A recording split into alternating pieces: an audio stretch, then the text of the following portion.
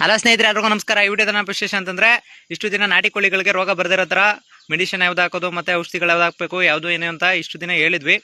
But ಇವತ್ತೇನಪ್ಪ ಅಂತಂದ್ರೆ, ಒಬ್ರು ಕೇಳಿದ್ರು, ಬ್ರೋ TC ಪೌಡ್ರ್ ಯಾವ ಥರ ಯೂಸ್ ಮಾಡೋದು ಮತ್ತೆ ಇದನ್ನ ಯಾವ ಥರ ಯೂಸ್ ಮಾಡಬೇಕು ಅಂತ ಕೇಳಿದ್ರು. ಬ್ರೋ ಇದೇನಿಲ್ಲ ಬ್ರೋ, ನಿಮ್ಮ ಹತ್ರ ಎಷ್ಟು ಕೋಳಿ ಕೆಪಾಸಿಟಿ ಇದೆ ಅಷ್ಟು ಕೋಳಿ ಮೇಲೆ ಡಿಪೆಂಡ್ ಆಗುತ್ತೆ.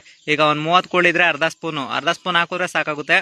ಇಲ್ಲ ಮರಿಗಳಿಗಾದ್ರೆ ಒಂದು ಸ್ವಲ್ಪ ಅಂದರೆ ಒಂದು ಅರ್ಧ ಸ್ಪೂನಲ್ಲೇ 1/4 ಸ್ಪೂನ್ ತೊಗೊಂಡ್ರು ಸಾಕು. ಚಿಕ್ಕದಾಗಿ ಒಂದೊಂಚೂರು ಹಾಕೊಂಡ್ರು ಸಾಕು. ಇದು TC ಪೌಡ್ರ್ ಯೂಸ್ ಮಾಡೋಕ್ಕಾಗಲಿಲ್ಲ ಅಂತಂದರೆ ಪಶುಗಳ ಆಸ್ಪತ್ರೆ ಅಂದರೆ ಗೌರ್ಮೆಂಟ್ ಆಸ್ಪತ್ರೆಗಳು, ಇಲ್ಲ ಅಂತಂದರೆ ಮೆಡಿಕಲ್ಗಳಲ್ಲಿ ಈ ಥರ TC ಪೌಡ್ರ್ ಕುಡಿ ಅಂದ್ರೆ ಕೊಡ್ತಾರೆ. ಇಲ್ಲಾಂತಂದರೆ ಗೌರ್ಮೆಂಟ್ ಆಸ್ಪತ್ರೆಗಳಲ್ಲಿ ರೋಗ ಬರ್ದಿರೋ ಪೌಡ್ರ್ ಕುಡಿ ಅಂದರೆ ಪಿಂಕ್ ಕಲರ್ ಪೌಡ್ರ್ ಕೊಡ್ತಾರೆ. ಪಿಂಕ್ ಕಲರ್ ಪೌಡ್ರನ್ನ ಫ್ರೀಯಾಗಿ ಕೊಡ್ತಾರೆ.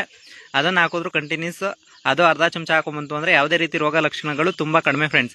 ಅದಲ್ಲಂತೆಯೇ ನೀವು ಬರೀ ಆ್ಯಂಟಿಬಯೋಟಿಕಲ್ಲೇ ಸರಿ ಮಾಡ್ಕೋತೀವಿ ಮತ್ತು ಆ್ಯಂಟಿಬಯೋಟಿಕಲ್ಲೇ ಸರಿ ಹೋಗುತ್ತೆ ಅನ್ನೋದು ಸುಳ್ಳು ಫ್ರೆಂಡ್ಸ್. ಅದರಲ್ಲಿ ಏನಪ್ಪ ಅಂತಂದರೆ, ಇದರಲ್ಲಿ ಒಂದು 100ಕ್ಕೆ ಒಂದು 50% ಇಲ್ಲಾಂದರೆ 70% ಗುಣ ಆಗೋದು ಅಷ್ಟೇ ಹೆಚ್ಚು.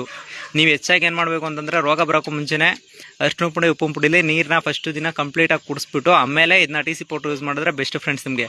ಅದಲ್ಲಂತೆ ನೀವು ಡೈರೆಕ್ಟು ಹೋಗ್ಬಿಟ್ಟು TC ಪೌಡ್ರ್ ಹಾಕ್ಬಿಡೋದು, ಮತ್ತು ನಾವು ಬರೀ TC ಪೌಡ್ರ್ ಹಾಕ್ಬಿಟ್ಟು ರೋಗಗಳು ಹೋಗಿಲ್ಲ ಮತ್ತು ಮರಿಗಳು ಈ ಥರ ಆಗುತ್ತೆ ಅಂತ ತಿಳ್ಕೊಳ್ಳೋದು ಖಂಡಿತ ತಪ್ಪು. ಫಸ್ಟು ಅರಿಶಿನ ಪುಡಿ ಮತ್ತು ಉಪ್ಪೇನಿದೆ ಉಪ್ಪನ್ನ ಫಸ್ಟ್ ಹಾಕಬೇಕಾಗುತ್ತೆ ಫ್ರೆಂಡ್ಸ್.